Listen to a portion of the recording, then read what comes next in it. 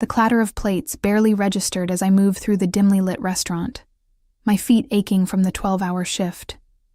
Luciano's was supposed to be the crown jewel of Little Italy, all crystal chandeliers and crimson velvet upholstery, but after 6 months of serving wealthy patrons who looked through me rather than at me, the glamour had worn thin. Table 7 sent back another dish, Marco, the head chef, growled as I approached the kitchen.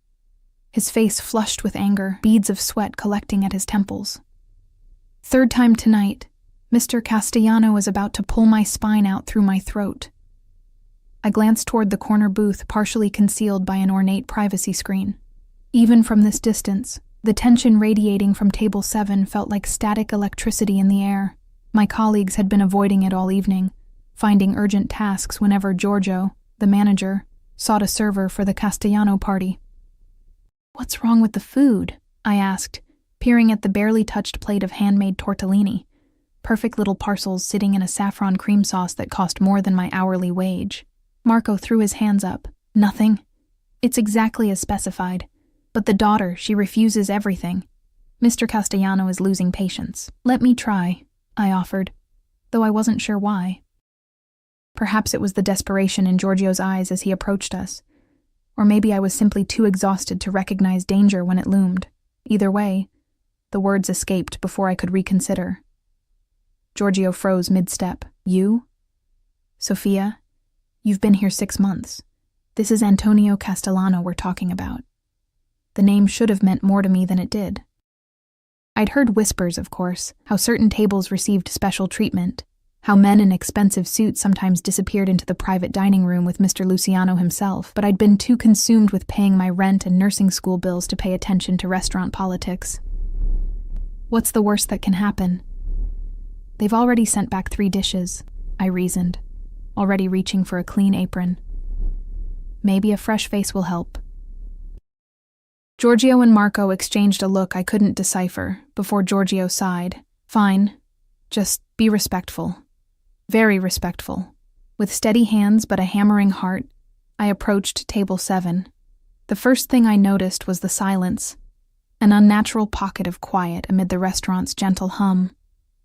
The second was the small figure hunched in the corner of the booth, a girl, perhaps 16, with dark hair falling in a curtain around her pale face. Her thin arms were crossed tightly across her chest, designer dress hanging from shoulders that seemed too delicate to bear its weight. But it was the man beside her who stole the oxygen from my lungs. Antonio Castellano didn't look up as I approached, his attention fixed on his phone. Still, his presence commanded the space like a physical force. Broad shoulders strained against the fine fabric of his suit, a watch glinting on his wrist that could have paid off my student loans in a single cell. Dark hair, threaded with silver at the temples, was swept back from a face that seemed carved from marble, all sharp angles and uncompromising lines. 2 men in dark suits stood nearby, their eyes constantly scanning the restaurant, hands positioned in a way that suggested concealed weapons. One nodded almost imperceptibly as I approached, a silent acknowledgement of my presence before I'd made a sound. "Excuse me," I began, voice steadier than I expected. "I understand there's been an issue with the meal." Finally, Castellano looked up. His eyes were the color of aged whiskey, amber and deep and burning with something I couldn't name. For one heart-stopping moment, his gaze swept over me, not the dismissive glance I received from most patrons, but a thorough assessment that seemed to catalog every detail from my sensible shoes to my hastily pinned hair. "The issue," he said, his voice a low rumble that vibrated through me, "is that my daughter hasn't eaten properly in 3 days. His accent was subtle but unmistakable, Italian softening the edges of his English. "The doctor says she must eat, but she refuses everything." The girl, his daughter, sank deeper into her seat, turning her face toward the wall. 3 restaurants tonight," Castellano continued, sliding his phone into his jacket pocket with deliberate movements. "All special requests, all failures. I should have apologized. Should have offered to bring the chef himself to discuss alternatives. Instead, I looked at the girl. Really looked at her. The hollowness in her cheeks, the dark circles beneath eyes that held a storm of emotions. "May I sit?" I asked her directly, not her father. Surprise flickered across both their faces. One of the suited men stepped forward, but Castellano raised a hand, stopping him without a word or glance. After a moment of weighted silence, he slid over, creating space. I settled at the edge of the booth, my knees brushing against expensive wool as I faced the girl. "I'm Sophia," I said softly. "What's your name?" "Isabella," she whispered, so quietly I almost missed it. "Isabella?" I repeated with a smile. "That's beautiful. I had a grandmother named Isabella. She was stubborn too. A dangerous gamble, but something told me this girl needed honesty more than deference." I felt Castellano stiffen beside me, but I kept my eyes on his daughter. "I'm not stubborn," she protested weakly. "I'm just not hungry. Maybe not for tortellini," I agreed. "When I'm upset, I can't eat proper meals either." Her eyes flickered to mine, a brief connection. "Who says I'm upset?" "Your eyes do." I leaned slightly closer, lowering my voice as if sharing a secret. "Also, you've destroyed your napkin." She glanced down at the linen napkin twisted into knots on her lap, the corners frayed where she'd worried them between her fingers. "When was the last time you actually wanted to eat something?" I asked. "Not what someone told you to eat, but what you craved." Isabella shrugged, then hesitated. "Last week, before everything. I had a grilled cheese sandwich at my friend's house. It was good." "Grilled cheese," I repeated, feeling Castellano's eyes boring into me. "Simple comfort food. I make a pretty amazing grilled cheese, if I do say so myself. Secret ingredient and everything." "This is a 5-star restaurant," Castellano interjected, his voice controlled but tight with frustration. "We're not ordering grilled cheese." I turned to him then, meeting those intimidating eyes directly. "With all due respect, Mr. Castellano, would you rather have your daughter eat grilled cheese or nothing at all?"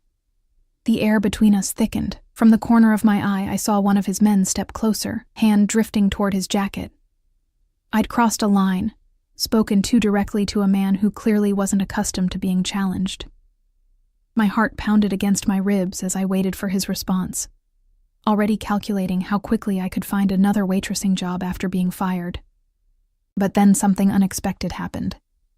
The hard line of his mouth softened fractionally, and something like reluctant appreciation flickered in his eyes. "Make the grilled cheese," he said to me, not Giorgio, who had materialized nearby, hovering anxiously. "Yourself." I nodded, rising from the booth on legs that felt suddenly unsteady. "I'll need a few ingredients that might not be in the kitchen. 10 minutes. "Whatever you need," he replied. And I had the distinct impression the statement extended beyond cheese and bread. In the kitchen, Marco looked at me as if I'd lost my mind when I requested white bread, American cheese, and a specific brand of butter. "You want to serve Antonio Castellano's daughter a children's sandwich?" he hissed.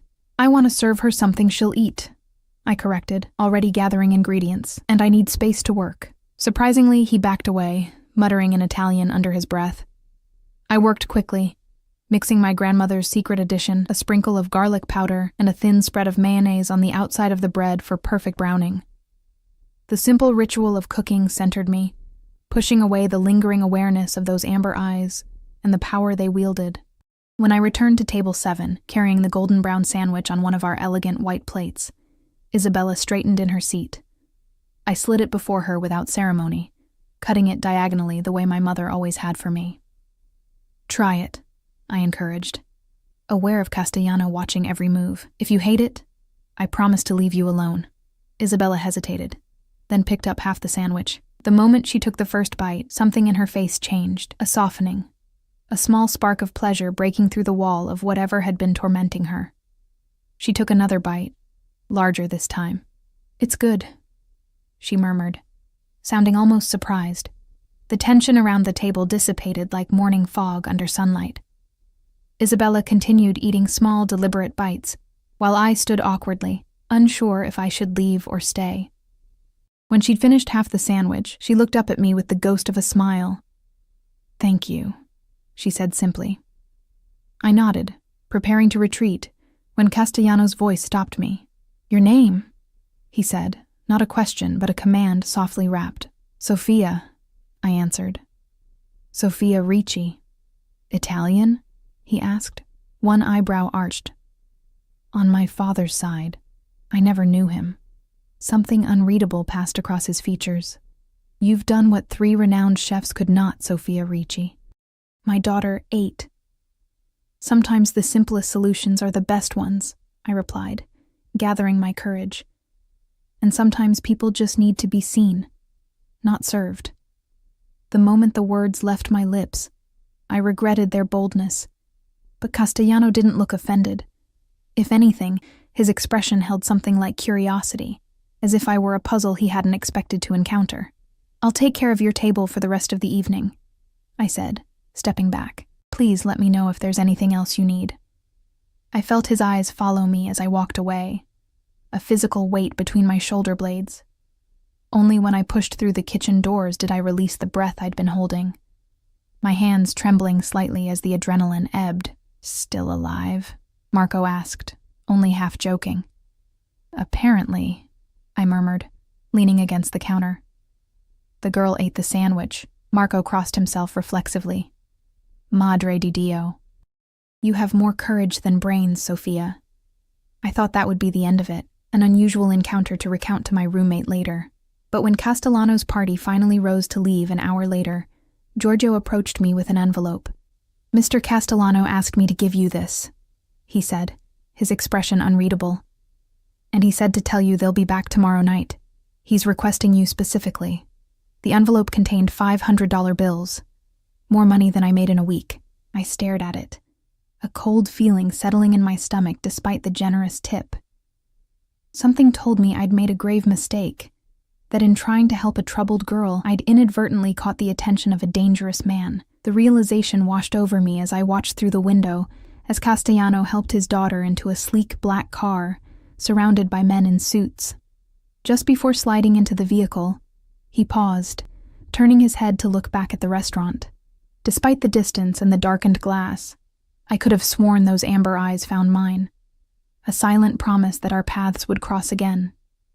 I didn't know then how that simple act of kindness, a grilled cheese sandwich for a troubled girl, would irrevocably alter the course of my life, how it would lead me from the safety of anonymity into a world of shadows and power, of danger and unexpected passion. I didn't know that the next time Antonio Castellano walked through the door, everything would change. Sleep evaded me that night, my mind replaying the encounter with Antonio Castellano and his daughter.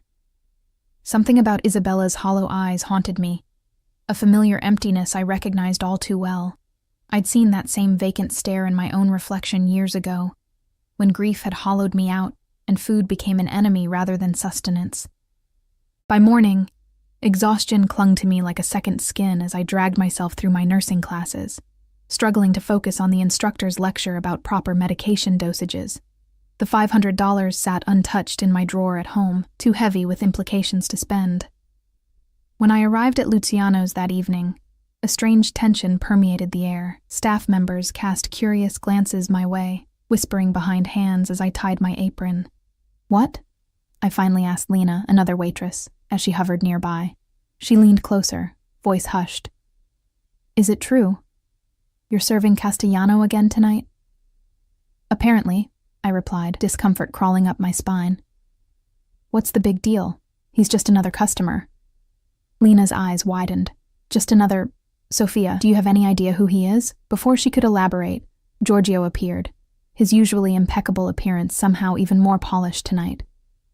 Sophia, a word. He led me to the small office behind the kitchen, closing the door with deliberate care. Mr. Castellano has reserved the private dining room tonight. Just him, his daughter, and his security detail. He paused, studying me with an intensity that made me shift uncomfortably.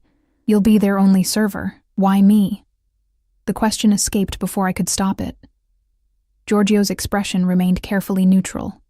Mr. Castellano doesn't explain his requests, and I don't question them. But you should know that Antonio Castellano is not merely a wealthy patron. His business interests extend throughout the city. Mr. Luciano considers his continued patronage essential. The implication hung in the air between us. I wasn't naive. Growing up in this neighborhood, I'd heard enough to understand what business interests likely meant. The pieces clicked into place, the armed guards, the deference, the hushed whispers. He's connected, I said flatly. Not a question. Giorgio nodded once. Be professional. Be attentive. And Sophia? His eyes held a warning. Don't get personally involved. Not with him, not with his family matters. Serve the food, nothing more. The private dining room occupied the back corner of the restaurant, accessible through a discreet doorway, and decorated in the same opulent style as the main dining area, but with an added layer of luxury. Hand-painted murals adorning the walls, a crystal chandelier casting warm light over a single table set for two. I arrived early to prepare the space, hands trembling slightly as I arranged the silverware and crystal glasses. The door opened precisely at 7, and Antonio Castellano strode in, his presence immediately filling the room. Tonight, he wore a charcoal suit that accentuated the breadth of his shoulders, no tie, the top buttons of his crisp white shirt undone to reveal a glimpse of tanned skin. Isabella followed, looking marginally better than the previous evening. Her dark hair was pulled back in a simple ponytail, exposing the delicate features of her face. She wore jeans and a sweater, unexpectedly casual given her father's attire. Sophia, Castellano acknowledged, my name rolling off his tongue with an intimacy that sent a jolt through me. Not miss or waitress, he'd remembered my name. Mr. Castellano, I replied, professional distance carefully maintained in my tone. Isabella. It's nice to see you again. Isabella offered a ghost of a smile, settling into her chair as her father held it for her. The two security guards positioned themselves outside the door, sealing us in this private bubble. I trust you received my appreciation for your assistance last night, Castellano said, taking his seat across from his daughter. Yes. It was very generous, I answered, unable to meet his gaze directly. Too generous. I decide what's generous, he replied, the statement brooking no argument. Isabella ate this morning, toast, but still, progress. Pride warmed my chest before I could suppress it. I'm glad to hear that. I've taken the liberty of arranging tonight's menu, he continued. Unless Isabella has other preferences. His daughter shrugged, fingers playing with the edge of her napkin. Whatever you think, Papa. I served their meals as instructed. Simple Italian comfort foods rather than the restaurant's usual elaborate offerings. Throughout the evening, I maintained a careful distance, responding to Castellano's questions with polite brevity, focusing my attention on Isabella whenever possible. The girl gradually relaxed as the meal progressed, picking at her food with increasing interest. When I brought dessert, cannoli with fresh ricotta, she actually smiled. Sophia, Castellano said as I cleared their plates. My daughter has a question for you. Isabella shot her father a look of betrayal before turning to me, cheeks flushing. It's nothing, really. Ask her, Castellano insisted gently. Isabella sighed. I just wondered, how did you know? About the grilled cheese, I mean. I hesitated, aware of Castellano's intense focus. When I was 16, my mother died suddenly. For months afterward, I could barely eat. Everything tasted like ash. The confession emerged unbidden, surprising me with its honesty. But sometimes, simple foods, things that reminded me of happier times. Those I could manage. Isabella's eyes widened with recognition. My mom left 2 weeks ago, she whispered. She said she couldn't take it anymore. The life, the rules, the constant watching. Her eyes darted nervously to her father, who remained perfectly still, his expression unreadable. I'm sorry, I said, the words inadequate but sincere. Castellano's jaw tightened, a muscle pulsing beneath the skin. That's enough, Isabella. An uncomfortable silence descended. I retreated to refill their water glasses, wishing I could dissolve into the background. My wife, Castellano said suddenly, surprising me, decided our marriage was inconvenient. She's currently in Milan with her tennis instructor. The bitterness in his voice was carefully controlled, but unmistakable. Papa, Isabella protested weakly. He reached across the table, covering his daughter's hand with his own. I'm sorry she hurt you, Tesoro. But we are Castellanos. We endure. The tenderness in the gesture contrasted sharply with the hardness in his voice, offering a glimpse of something unexpected. A father's love, fierce and protective, beneath the intimidating exterior. As they prepared to leave, Isabella hugged me impulsively, a brief but genuine embrace that caught me off guard. Thank you, she murmured, before her father gently guided her toward the door. Castellano lingered, turning back to me when Isabella had stepped outside with one of the guards. My daughter starts at Westfield Academy on Monday, he said, adjusting his cuffs with precise movements. She'll need to maintain her strength, her appetite. I nodded, uncertain where he was leading. I want you to come to my home tomorrow, he stated. Not a request, but a declaration. Teach my chef what you did. Show him how to prepare the foods she'll eat. Alarm flared through me. Mr. Castellano, I'm flattered, but I'm not a professional chef. I'm just a waitress putting myself through nursing school. You're someone my daughter trusts, he countered. Someone who made her eat when no one else could. He withdrew a business card from his jacket pocket, placing it on the table between us. My driver will collect you at noon. I have classes in the morning, I protested weakly.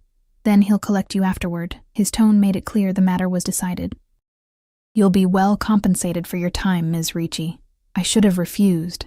Should have invented an excuse. Any excuse. But something in those amber eyes made the refusal die in my throat. Curiosity, perhaps. Or something more dangerous, a pull toward this man and his wounded daughter that defied rational explanation. Just this once, I stipulated, finding a shred of backbone. To help Isabella. A smile curved his lips, not warm, exactly, but satisfied. Victorious. Of course. Just to help Isabella. Even then, I recognized the lie. But I picked up his card anyway. The next day, a sleek black Bentley waited outside my apartment building, a jarring contrast to the faded brick and graffiti-tagged walls of my neighborhood. The driver, a stern-faced man with the build of a professional fighter, opened the door without a word. My roommate, Elena, peered through our second-story window, mouth agape. Sophia, what the hell? She mouthed, gesturing wildly at the luxury car. I shrugged helplessly, sliding into the soft leather back seat. The interior smelled of expensive cologne and leather, another world from the bus I usually took across town. As we pulled away, anxiety twisted in my stomach. What was I doing, entering the private world of a man like Antonio Castellano? A man who, if the whispers were true, operated in shadows most people spent their lives avoiding. 40 minutes later, we passed through wrought iron gates into a sprawling estate on the city's outskirts.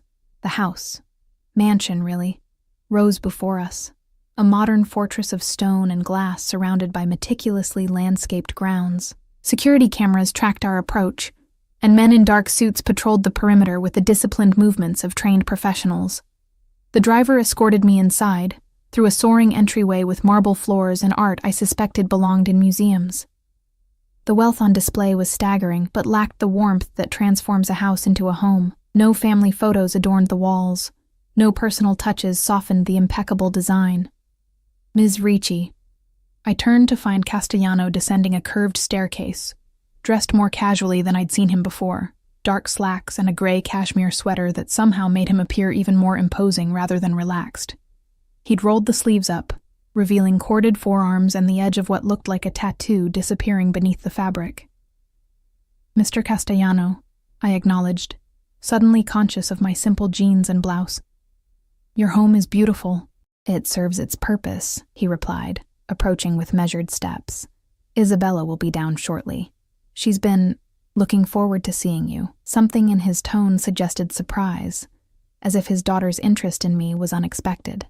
Before I could respond, he gestured for me to follow him through the house to a kitchen that would have made professional chefs weep with envy. Gleaming stainless steel, marble countertops, and equipment I didn't even recognize. A man in chef's whites straightened as we entered, knife pausing mid-chop. Mr. Castellano, he greeted, eyes flickering curiously to me. This is Ms. Ricci, Castellano explained. She'll be showing you how to prepare several dishes for Isabella. The chef, Henri, I soon learned, initially bristled at taking direction from a waitress, but as I began preparing a simple grilled cheese, adding my grandmother's secret touches, his professional interest overcame his pride. Soon we were discussing comfort foods Isabella might accept, mac and cheese with a nutritional boost, simple soups, Italian classics stripped down to their essence. I was demonstrating how to make my mother's chicken soup when I felt a shift in the air. Looking up, I found Castellano leaning against the doorframe, watching me with an intensity that made my hands falter. How long had he been standing there, observing as I moved through his kitchen, instructing his staff? "Sorry," I said, tucking a loose strand of hair behind my ear. "I got carried away." "Don't apologize," he replied, crossing the kitchen to stand beside me. He peered into the pot, inhaling the aromatic steam. "It smells like my grandmother's kitchen in Naples." "High praise," I said, attempting lightness despite his proximity. He stood close enough that I could feel the heat radiating from his body, could detect the subtle scent of his cologne, something woodsy and exclusive. "Isabella hasn't left her room for anything but meals since her mother left," he said quietly, for my ears alone. "Today she asked to come downstairs, to see you." Guilt and something like pleasure tangled in my chest. "I haven't done anything special. You saw her," he countered. "Not as Antonio Castellano's daughter, but as a girl in pain." His eyes held mine, searching. "Why did you approach our table that night, Sophia?" The truth. The directness of the question caught me off guard. "I told you." She reminded me of myself at that age. "And you always rush to help strangers who remind you of yourself?" His skepticism was evident. "Not usually," I admitted. "But sometimes we recognize kindred spirits, people carrying the same kind of wounds." Something shifted in his expression. A softening, a recognition. For a breathless moment, I thought he might say more, might reveal something of the man beneath the power and control. But then Isabella appeared in the doorway, and the moment shattered. "Sophia," she called, a genuine smile brightening her face. "Papa said you were teaching Henri to make your special grilled cheese." Days stretched into weeks, and despite my initial resolve that my visit to the Castellano estate would be just this once, I found myself returning regularly. What began as cooking lessons for Henri evolved into something more complex. Informal therapy sessions, where Isabella would perch on a kitchen stool, watching me prepare comfort foods while gradually sharing pieces of her fractured world. Antonio never explicitly asked me to continue coming, yet somehow the arrangement became routine. His driver would collect me after my Thursday classes, and occasionally on Sundays, bringing me to the mansion where I'd spend hours in the kitchen with Isabella, talking while we cooked. "My mother used to bake," Isabella confided one afternoon as we kneaded pasta dough, flour dusting our forearms. "Before everything changed, before we moved to the big house and she started drinking at lunch." I maintained a neutral expression, though each revelation about the Castellano family dynamics fascinated and troubled me in equal measure. "Sometimes when our circumstances change, people struggle to adapt," I offered carefully.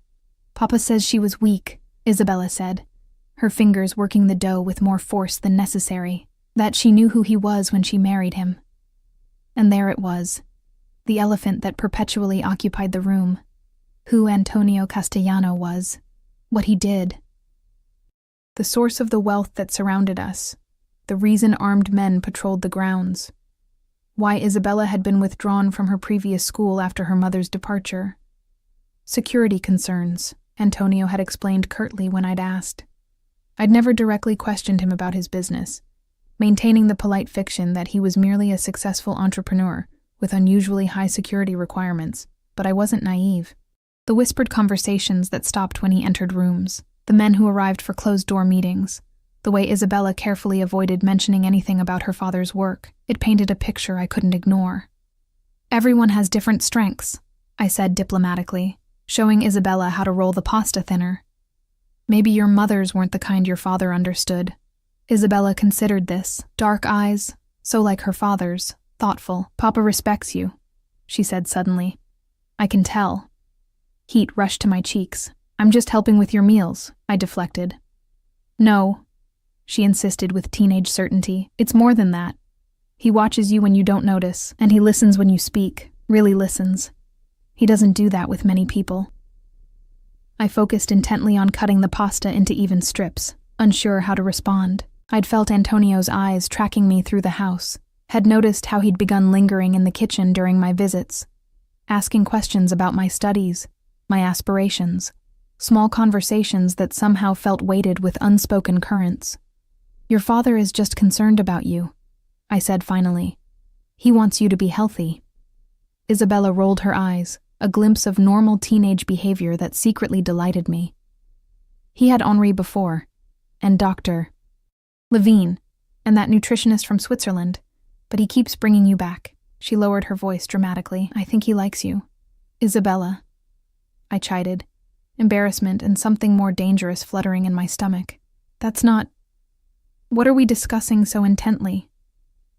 Antonio's voice, smooth as aged whiskey, interrupted from the doorway. I startled, nearly dropping the pasta cutter. He stood watching us, jacket discarded, shirt sleeves rolled to expose strong forearms. A faint smile played at the corners of his mouth.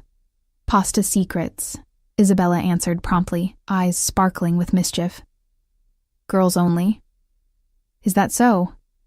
Antonio approached, inspecting our handiwork. Looks like my nonna's recipe. Similar, I acknowledged, acutely aware of his proximity as he leaned over the counter beside me, but with a modern twist. His eyes caught mine, amusement warming their amber depths. You're full of surprises, Sophia Ricci. The way he said my name, letting each syllable roll off his tongue with that subtle Italian inflection, sent an involuntary shiver down my spine. I'd been fighting an unwelcome attraction to Antonio Castellano since that first night at the restaurant. Tamping down the inappropriate flutter whenever he entered a room. He was my employer, essentially, a man whispered to be dangerous, a widower still bitter about his wife's betrayal. And yet, Mr. Reynolds is waiting in your study, sir, announced one of the security team from the doorway, breaking the moment. Antonio straightened, his expression cooling instantly. Tell him I'll be there shortly. He turned to Isabella, pressing a kiss to her forehead. Homework after dinner, Tesoro. She nodded, the easy affection between them a contrast to the sudden businesslike demeanor that had overtaken him. As he left, the atmosphere in the kitchen shifted, as though he'd taken some essential energy with him. See? Isabella whispered once he was out of earshot. He never checks on me when Mrs. Abernathy is here. Mrs. Abernathy, I'd learned, was Isabella's tutor, a stern woman who came daily to continue her education until arrangements for her new school were finalized. I shook my head, reaching for the tomatoes we'd need for the sauce. Let's focus on dinner, shall we? Later, after Isabella had gone upstairs to complete her assignments, I was gathering my things to leave when Antonio reappeared. He'd shed the businesslike demeanor from earlier, but something dark lingered in his eyes, a tension in the set of his shoulders. Leaving so soon? He asked, moving to the bar cart in the corner of the kitchen, an unusual feature that I'd noted on my first visit. He poured 2 fingers of amber liquid into a crystal tumbler. My shift starts in 2 hours, I explained, checking my watch. Thursday night is always busy at Luciano's. He nodded, taking a slow sip of his drink. You've been good for her, he said after a moment. Isabella, she's eating regularly now, talking more. Pride warmed my chest despite my efforts to remain professionally detached. She just needed someone to listen, someone outside the situation. Someone who understands loss, he added perceptively. You mentioned your mother died when you were her age. I nodded, surprised he'd remembered that detail from weeks ago. Car accident, drunk driver. And your father? Never in the picture, I said with practiced indifference. Left before I was born. Antonio studied me over the rim of his glass. So you raised yourself. I had my grandmother until I was 18, I corrected. She taught me everything I know about cooking, about survival, really. And now you're putting yourself through nursing school while working full-time. It wasn't a question.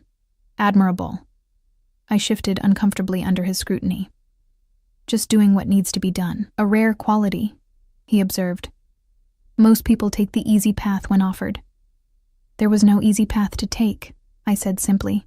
He set down his glass, approaching me with measured steps. I've been thinking, Sophia, your arrangement with Luciano's, it's limiting your potential. Your studies suffer because of the hours. Alarm prickled along my skin. I need that job, Mr. Castellano. Antonio, he corrected, not for the first time. And what you need is time to complete your education without exhausting yourself. He leaned against the counter, close enough that I could smell the whiskey on his breath, the subtle cologne that had become distractingly familiar. I'd like to offer you a position here. Part-time, better hours, significantly better compensation. My mouth went dry. Doing what, exactly? Continuing what you've already begun, he said smoothly. Working with Isabella on her nutrition, helping her adjust to her new circumstances. She trusts you. That's invaluable to me. The offer was tempting, dangerously so. The hours at Luciano's were grueling, my grades suffering as I struggled to balance work and studies. Yet something about formalizing my relationship with the Castellanos felt like crossing a threshold I wasn't certain I should approach. I don't know, I hedged. I'm not a therapist or a nutritionist. I'm just someone my daughter connects with, he finished. Someone who saw her when she was invisible. His voice dropped lower, something intense entering his gaze. Someone who isn't afraid to speak honestly, even to me. The air between us seemed to thicken, charged with something I couldn't, or wouldn't name. I took an instinctive step backward, creating distance. Consider it, he said, not pressing further. The offer remains open. His driver took me back to my apartment in silence, leaving me to wrestle with conflicting emotions. The rational part of my brain screamed warnings, reminding me of Giorgio's advice to avoid personal involvement, of the whispers about Castellano's business dealings, of the subtle threat that seemed to underpin his unfailing courtesy. But another part, a part I was increasingly struggling to ignore, was drawn to the complexity of the man I was glimpsing beneath the power and control. The father who clearly adored his daughter. The man whose eyes sometimes revealed flashes of loneliness that echoed my own. 2 days later, I found myself in Giorgio's office at Luciano's, resignation letter in hand. You're making a mistake, he said bluntly, not bothering to hide his disapproval. Working directly for Castellano, it's different than serving his table, Sophia. You'll be in his world now. It's just part-time, I argued, though the distinction felt flimsy even to my own ears. Better hours, better pay. I can focus more on my studies. Giorgio's expression remained grim. That's how it starts. Small steps. Before you know it, you're in too deep to find your way back out. You're being dramatic, I said, discomfort making me defensive. I'm helping his daughter with her eating issues, not joining the family business. His eyebrows shot up at my flippant reference to what we both knew lay beneath the surface. Listen to me carefully, Sophia. Antonio Castellano is not just some wealthy businessman. He's the head of one of the most powerful organizations in this city. Nothing in his world happens by accident. Not who he meets, not who he employs, not who he allows close to his family. A chill crept up my spine despite the warmth of the small office. What are you saying? I'm saying be careful what door you walk through, Giorgio replied, his voice softening with genuine concern. Some can't be closed again. I left Luciano's that night with a strange sense of finality, as if I'd made a choice far more significant than simply changing jobs. Elena's reaction when I told her mirrored Giorgio's, her usual easygoing nature replaced by uncharacteristic seriousness. The Antonio Castellano, she demanded, eyes wide. Sophia, those rumors about his connections aren't just gossip. My cousin works at the courthouse, the things she's heard. I'm not naive, I insisted, folding laundry with more force than necessary. I know he's probably connected, but I'm not involved in any of that. This is about Isabella. Elena gave me a look of profound skepticism. Men like that don't hire pretty young women just to make sandwiches for their kids. Heat rushed to my face. It's not like that. No? She raised an eyebrow. You're telling me he hasn't looked at you that way? That you haven't noticed? I couldn't answer honestly, so I changed the subject. My first official day at the Castellano estate arrived with a mixture of anticipation and trepidation. The driver, Marco, I'd learned, collected me mid-morning, the now familiar route to the mansion giving me time to collect my thoughts. I dressed carefully in dark jeans and a simple blouse, professional but comfortable for cooking. The house seemed different somehow, now that I was officially employed rather than a guest. I noticed details I'd overlooked before. The subtle security measures, the strategic placement of cameras, the way certain rooms remained firmly closed. voices occasionally drifting from behind heavy doors. Isabella greeted me with unexpected enthusiasm, hugging me tightly. "Finally!" she exclaimed. "Now you can teach me to make tiramisu. Henri always says I'm too young." I laughed, her excitement momentarily easing my nerves. "We'll see. Maybe we start with something simpler first." We spent the morning in the kitchen, preparing lunch together while she chatted about the books she was reading, the shows she missed from her old school, the dress she wanted for an upcoming family event. Normal teenage concerns that made it easy to forget the unusual circumstances. It was only when Antonio appeared in the doorway, phone in hand and security detail hovering nearby, that reality reasserted itself. "Sophia," Antonio acknowledged, his eyes lingering on me a beat longer than necessary before turning to his daughter.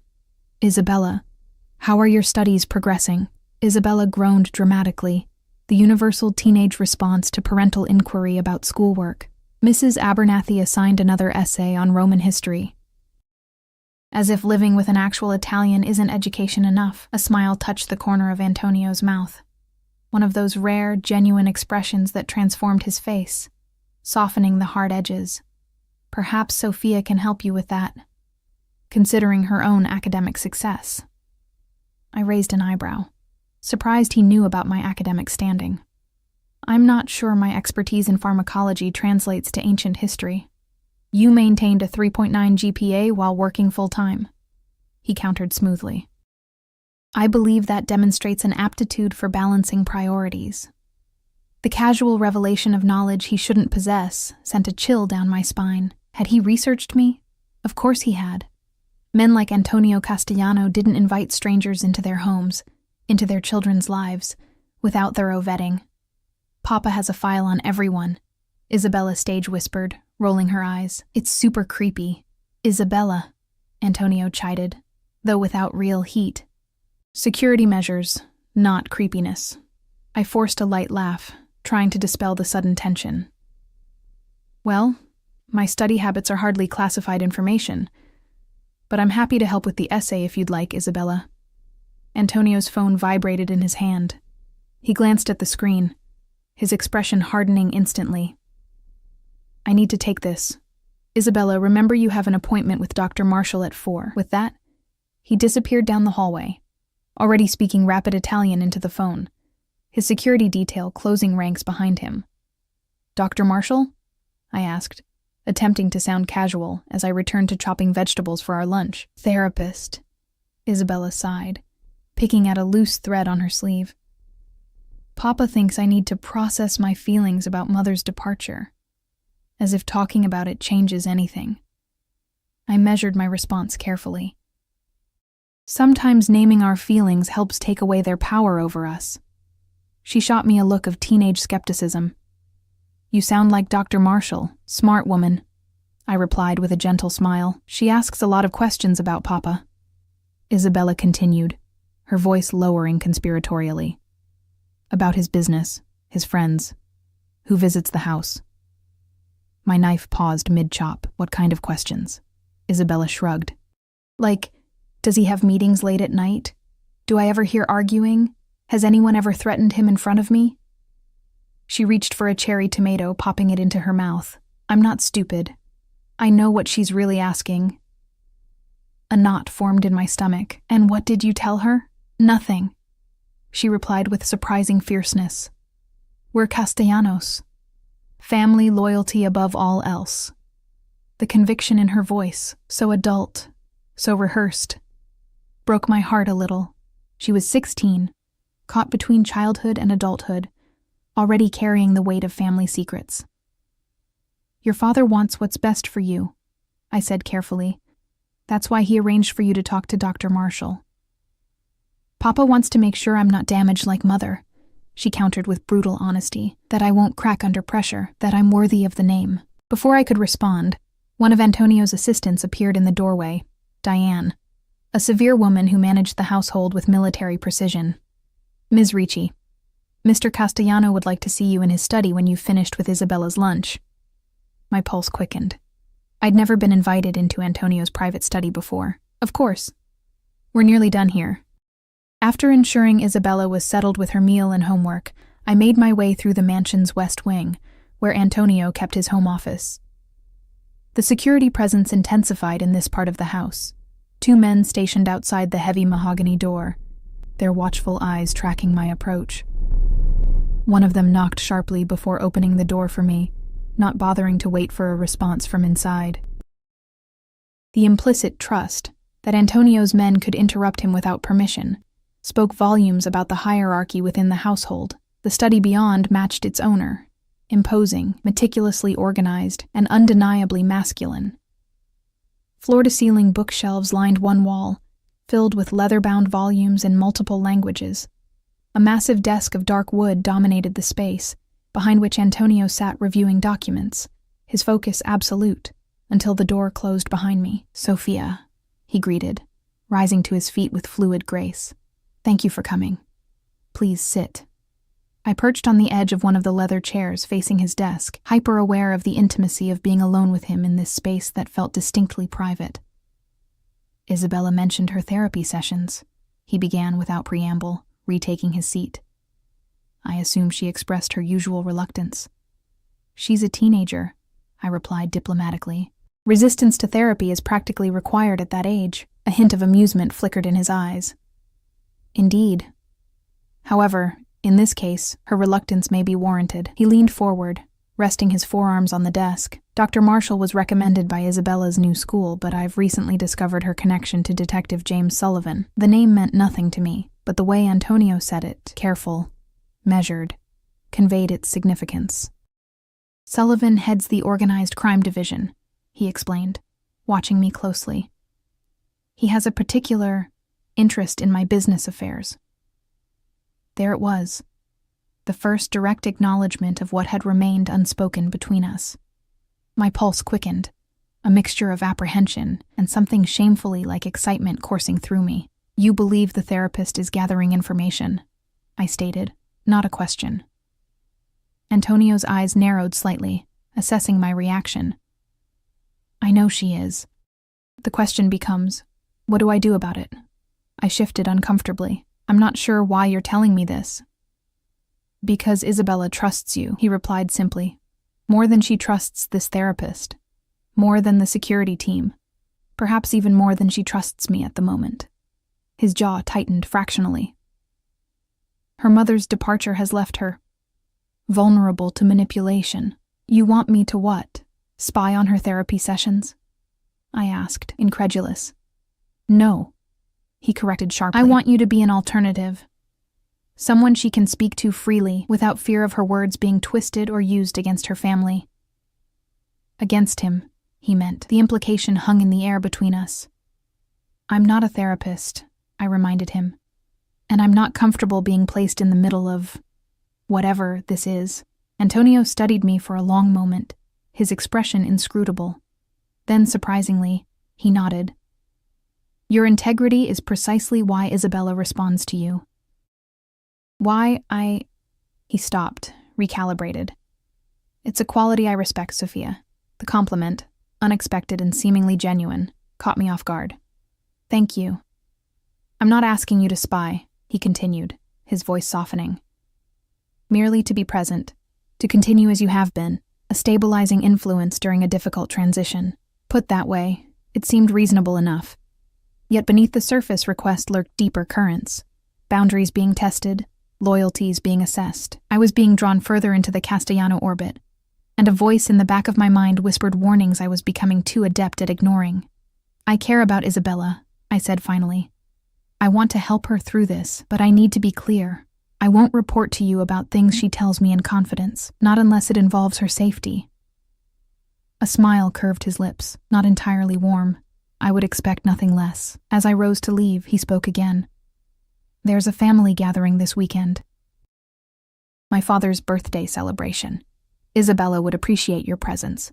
It wasn't quite a command, but neither was it truly a request. The invisible lines between employer and employee, between professional distance and personal involvement, blurred further. "I have classes Saturday morning," I hedged. "Saturday evening," he countered smoothly. "Black tie. My driver will collect you at 7. I should have refused. Should have maintained the boundaries already dangerously compromised. Instead, I heard myself say, I'll need to find something appropriate to wear. His eyes traveled over me briefly, an assessment that sent heat rushing to my cheeks. I'll have something sent to your apartment. What's your size? The question, so personal, so presumptuous, should have offended me. That's really not necessary, Sophia, he interrupted gently. You'll be entering a world where appearances matter. Let me ensure you're comfortable in it. 2 days later, a package arrived at my apartment, a dress of midnight blue silk that probably cost more than 3 months' rent, accompanied by shoes and a delicate silver necklace. Elena whistled low when I tried it on, the fabric flowing like water over my curves, cut modestly yet unmistakably feminine. Still going to tell me this is just about his daughter? She asked pointedly. I avoided her gaze, smoothing non-existent wrinkles from the perfect garment. It's business. He's my employer. Employers don't buy dresses like that for their staff, she countered. Be careful, Sophia. Men like him. They see something they want. They take it. Her words echoed in my mind Saturday evening, as Marco drove me through iron gates I was becoming too familiar with, toward a house now ablaze with lights.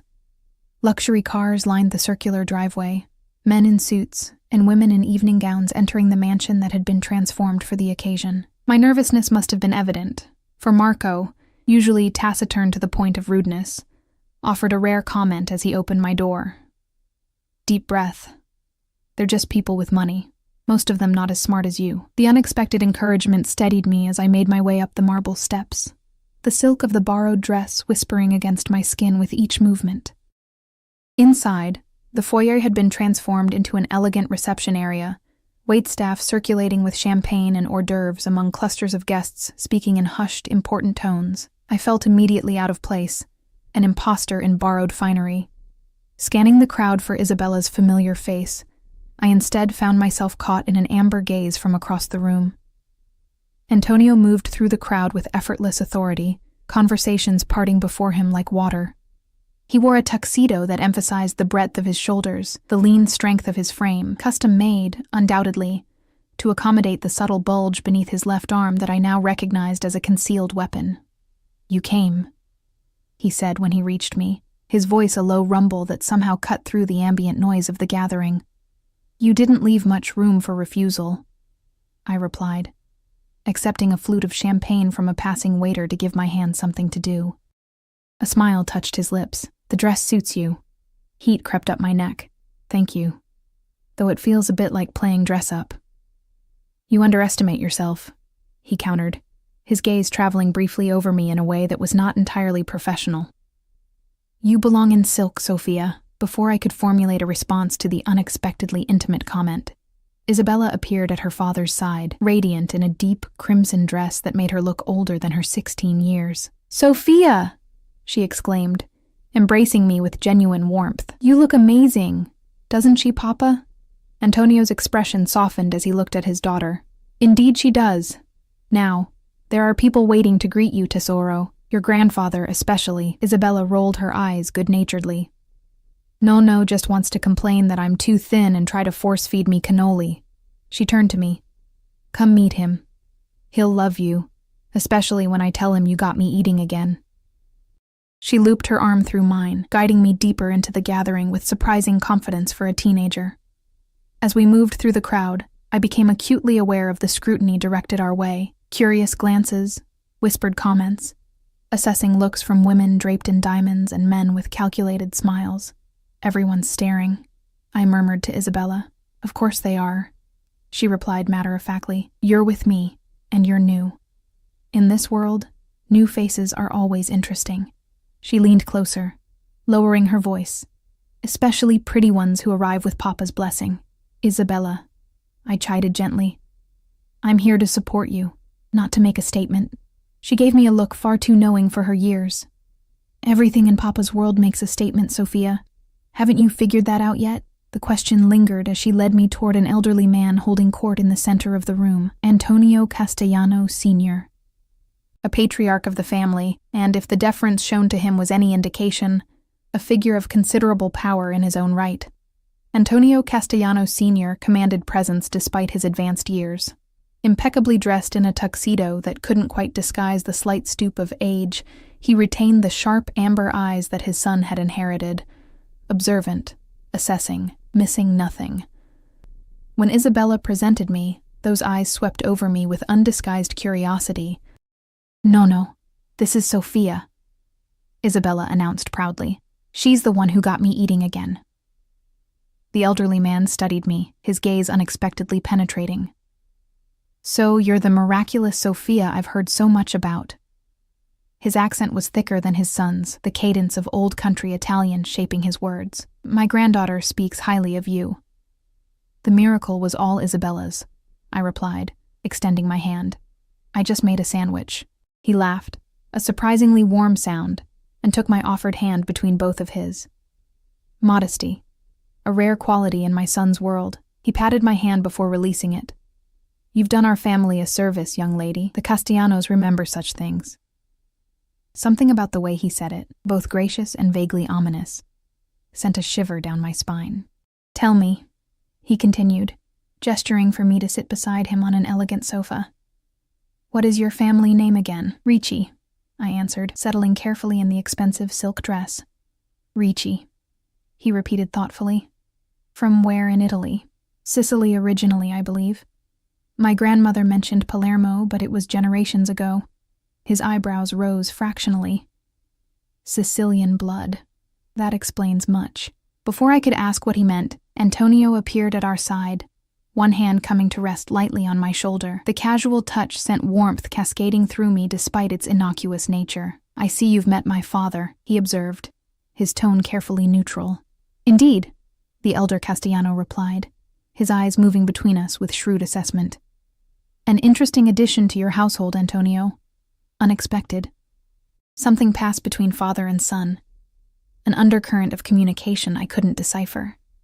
Antonio's fingers tightened almost imperceptibly on my shoulder. Isabella has grown quite attached, Antonio said simply. The old man's mouth curved in a knowing smile. Just Isabella? I felt heat rush to my cheeks as Antonio smoothly changed the subject, guiding the conversation toward family matters. I sat quietly, increasingly aware of being under evaluation, not just by the elder Castellano, but by everyone in the room.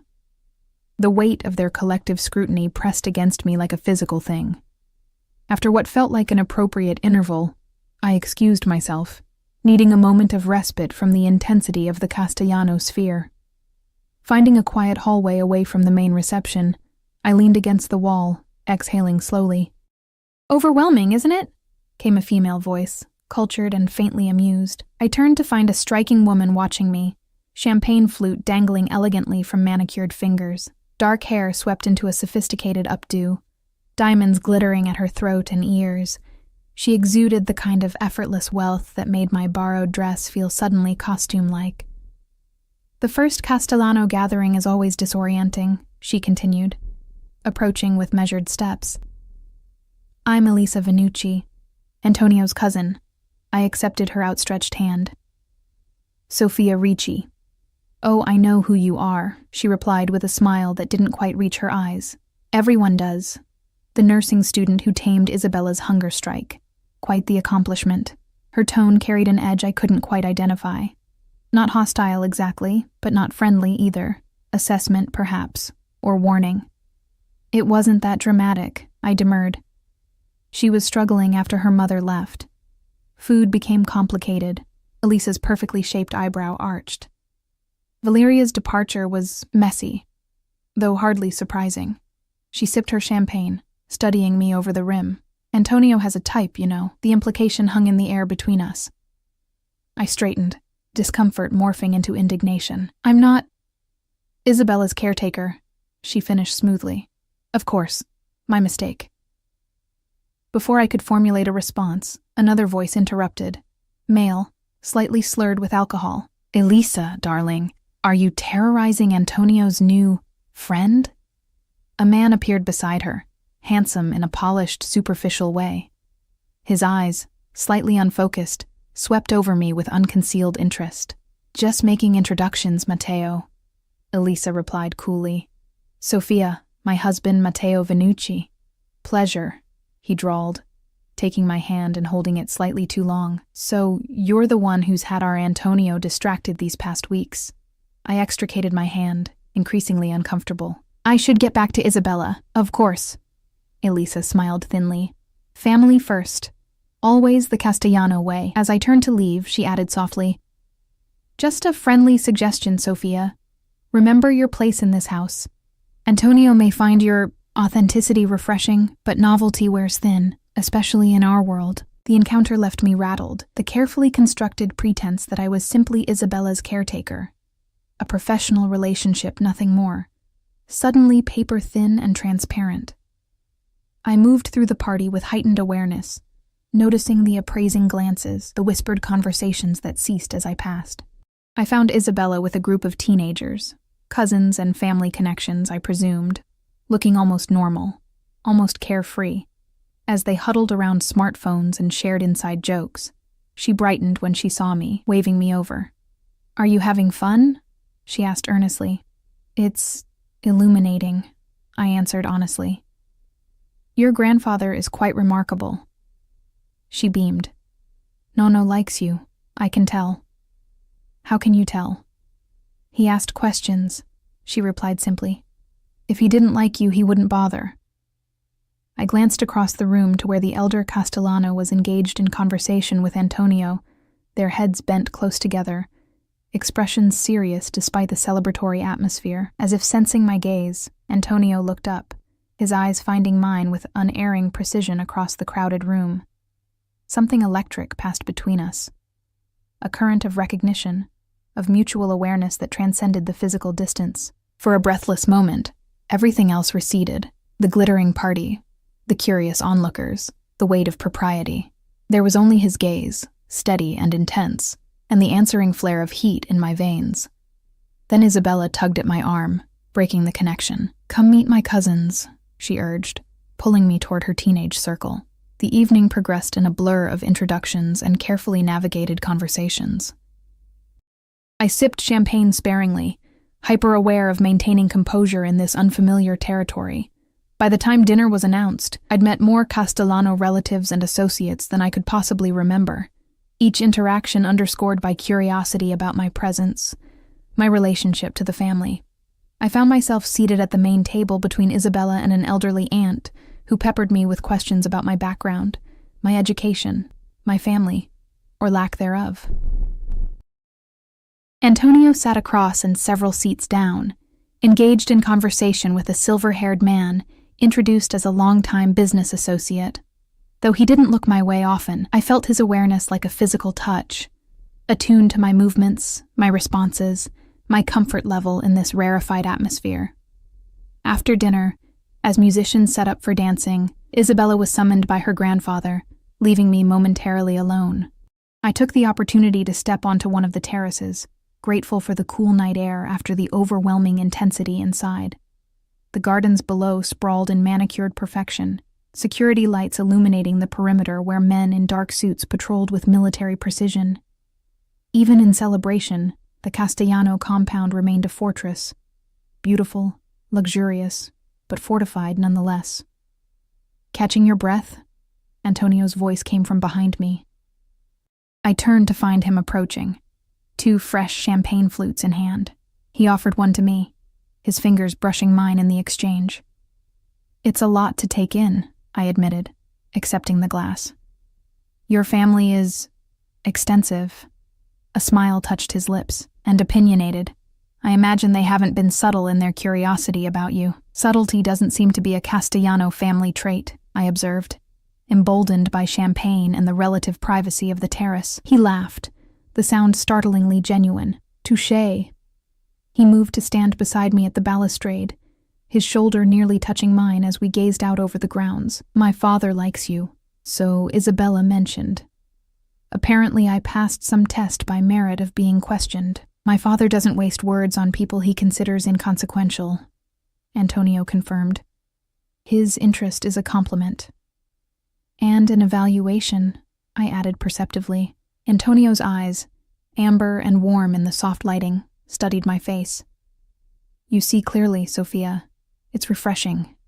Your cousin Elisa sees clearly too, I remarked. She was quite informative about my position here.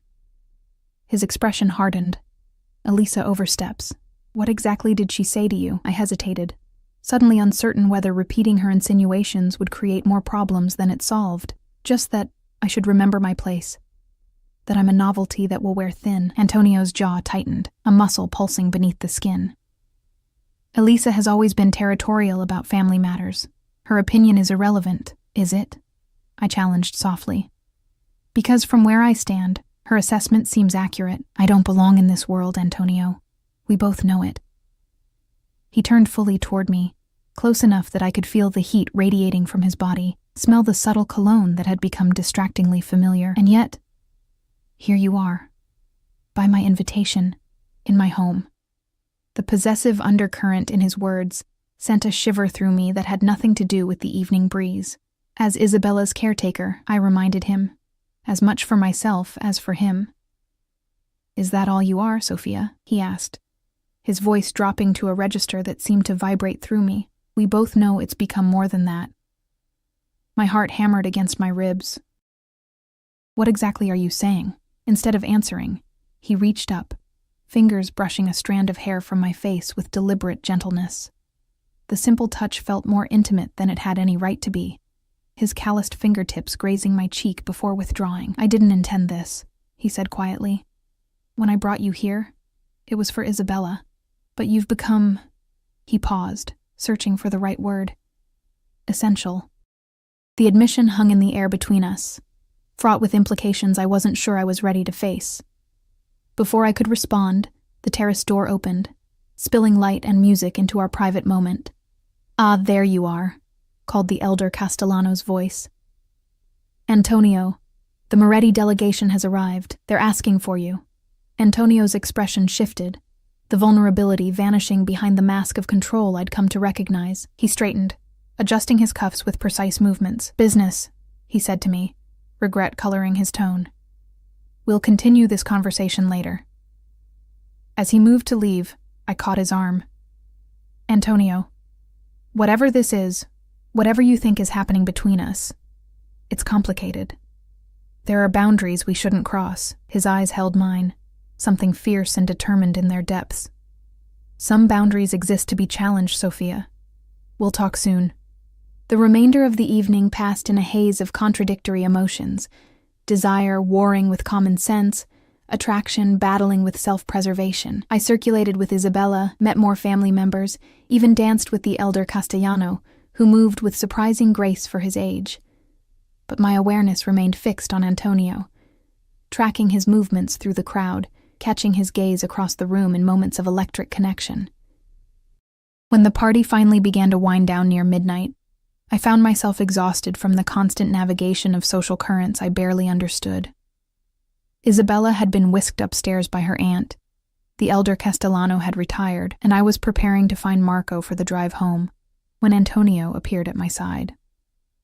Stay, he said simply. It's late. The guest wing is prepared. The invitation, innocent on its surface, carried undercurrents that made my pulse quicken. I should get back to my apartment. I have early classes tomorrow. It's after midnight, Sophia. The city isn't safe at this hour. His concern seemed genuine, but beneath it lay something more possessive, more insistent. I'd prefer you remain here tonight. I hesitated, torn between practicality and the dangerous awareness that accepting would shift something fundamental between us. Antonio, please, he added, the word surprising from a man who seemed accustomed to commands rather than requests. Against my better judgment, I nodded. Just tonight. His hand came to rest at the small of my back as he guided me upstairs, the heat of his palm burning through the thin silk of my dress. We moved in silence through the quieting house, tension coiling between us with each step. When we reached the door of the guest suite, he paused. If you need anything, he said, his voice low and controlled. My rooms are at the end of the hall. Our eyes locked, the unspoken invitation hanging in the air between us. For a breathless moment, I thought he might close the distance between us, might finally convert the simmering tension into action. Instead, he stepped back, restraint evident in the rigid set of his shoulders. "Good night, Sophia," he said, his accent thickening around my name. "Sleep well."